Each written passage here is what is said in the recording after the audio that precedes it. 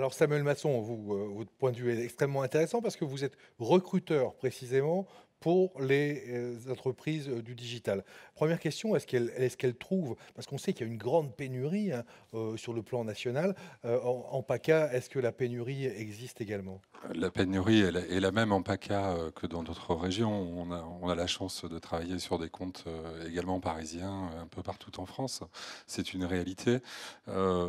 Simplement sur le département, ça c'est les chiffres Pôle emploi, on crée 1400 emplois nets par an supplémentaires sur cette industrie. Donc il faut voir qu'aujourd'hui, c'est 44 sur le département toujours, hein, c'est 44 000 personnes dans l'industrie cœur de métier, donc les ESN et toute la Les partie ESN, service, donc les société entreprises de de services service, numériques. voilà, tout à fait, et à peu près 80 000 collaborateurs si on compte également les effectifs des DSI au sein des structures qui ne sont pas Alors, cœur de les métier dans le DSI, c'est numérique. quoi, Les Philippe? directeurs de Directeur services informatique. informatiques. Ah, merci Voilà. On appelle ça les CTO Voilà, maintenant, ouais. Olivier. Non, mais là, je vois que de toute façon, vous comprenez. Allez-y. Et on appelle ça parfois aussi des chefs digital officers, puisque le métier aussi du directeur informatique est en train de complètement changer à travers l'arrivée du digital. Et en fait, on a une conjonction de différents métiers. Donc vous dites qu'il y a plein de boulot. Là, il y a plein de boulot dans le département, dans la région, en matière de digital. Allez-y, venez. Mais maintenant, on a envie de savoir comment est-ce qu'on peut venir quand on n'a pas fait, encore une fois, la top école d'ingénieurs. Est-ce que des profils, des parcours comme ceux qu'on vient d'entendre, ils ont leur place dans le digital aujourd'hui en PACA? Alors, ils ont tout à fait leur place. J'ai la chance d'organiser les forums Made in Job qui auront lieu le prochain, le 4 avril. Le fondateur Marc Lassus nous avait donné le plaisir de J'aime Alto, J'aime Plus, de venir effectivement témoigner de son parcours. Il y a beaucoup d'opportunités. On fait des actions collectives, donc c'est 39 partenaires, hein, l'organisation de ce forum, dont MFT, Made in Soft, le CIP, les directeurs informatiques, la NDRH, l'APEC et le Pôle emploi. Et en l'occurrence, on travaille sur justement la mixité de ces emplois, où on se rend compte, pour compléter la réponse de Valérie, qu'on n'a pas la même problématique en fonction des pays. C'est-à-dire que dans une partie de l'Asie, il y a autant de femmes que d'hommes sur ces métiers-là. Donc effectivement, on a une problématique culturelle en France qu'il faut dépasser. Et on place des actions, notamment auprès de classes d'âge de collégiens et de lycéens, avec le concours de l'Académie, pour favoriser effectivement les jeunes femmes à venir dans ces métiers. Parce que forcément, on a une pénurie qui est dans tous les pays occidentaux, qui n'est pas qu'une problématique française, dans tous les pays développés. Et comment on va inciter effectivement d'aller faire qu'il y ait des jeunes qui viennent dans ces métiers, ou comment on va introduire des parcours comme ça, effectivement, de changement effectivement de carrière en milieu de carrière, pour aller verser vers ces métiers.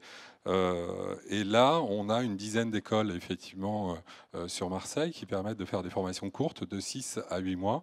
6 à 8 mois pour devenir un pro du Bon. digital. Alors, Un produit digital qui commence à faire un parcours, parce que Samuel Masson, effectivement- j'entends ce que vous dites. Donc, nous avons des écoles qui forment des ingénieurs, des techniciens. Pas assez vite. Hein, Nous avons Pas des assez. entreprises qui sont là. Vous créez 1500 postes nets par an. Comment est-ce que vous faites pour garder les talents?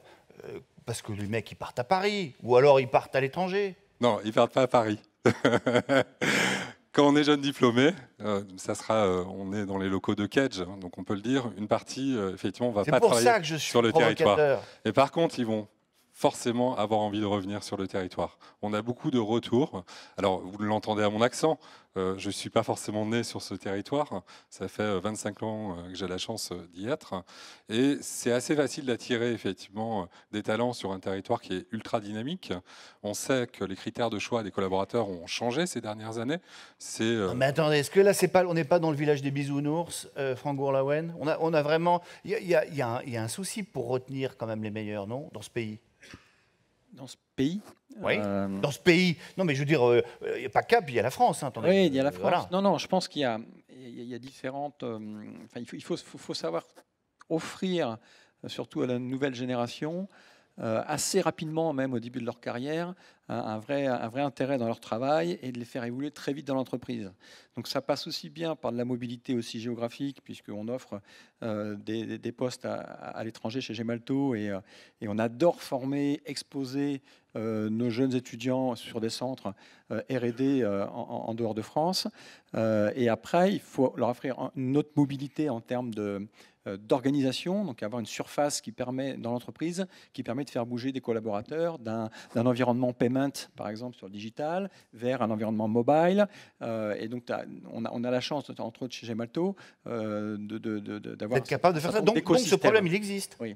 Le problème existe, mais le point, c'est que les jeunes ingénieurs sont de plus en plus demandeurs sur l'intérêt dans leur job. Et c'est plus comme avant où on avait un job pendant 8 ans, on le gardait et la vie était confortable. Aujourd'hui, ils ont vraiment faim d'apprendre. Et l'avantage, c'est qu'on a des technos qui vont très vite. Et quand on a la possibilité de les former, on les garde. Donc il y a vraiment cette vitesse en termes d'évolution des compétences qui s'accélère. Et on se doit de leur fournir les plateformes et les moyens de se former. Valérie Segretin. Oui, c'est pour ça qu'on expose beaucoup plus nos startups. Nous, on fait en sorte aussi qu'on les valorise, on leur donne de la visibilité pour que le choix se porte plus sur les startups, ce qui est clairement pas un réflexe aujourd'hui. On y vient de plus en plus par rapport à ce que vous décriviez et ce qu'on peut retrouver dans des startups sur des expériences différentes et des initiatives et une place un peu différente que dans un grand groupe. Mais clairement, nous, on souffre, on a un gros déficit, que ce soit des commerciaux ou des développeurs.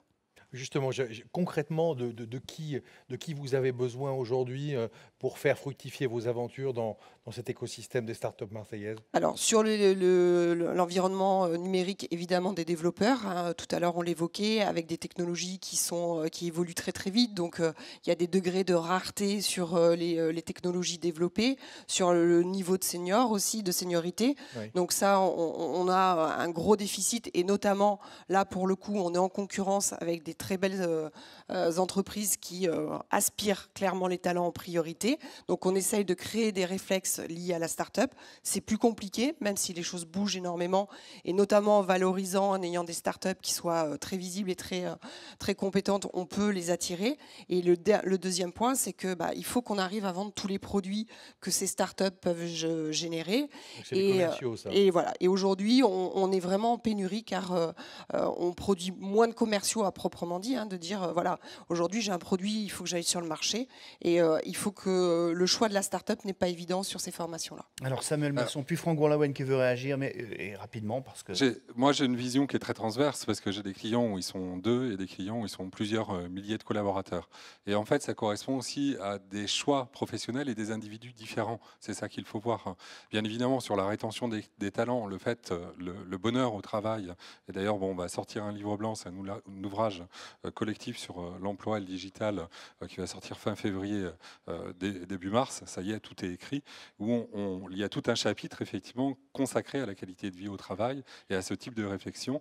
Et c'est un travail, c'est le travail beaucoup du DRH d'ailleurs et des managers, de se dire comment je vais retenir effectivement mes talents, comment je vais retenir mes talents en fonction des classes d'âge, parce que les attentes sont clairement différentes, en fonction aussi des différents métiers.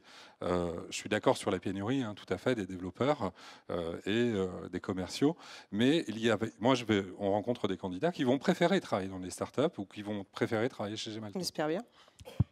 Eh bien, merci à vous trois. Vous allez pouvoir regagner la salle sous un tonnerre d'applaudissements, évidemment.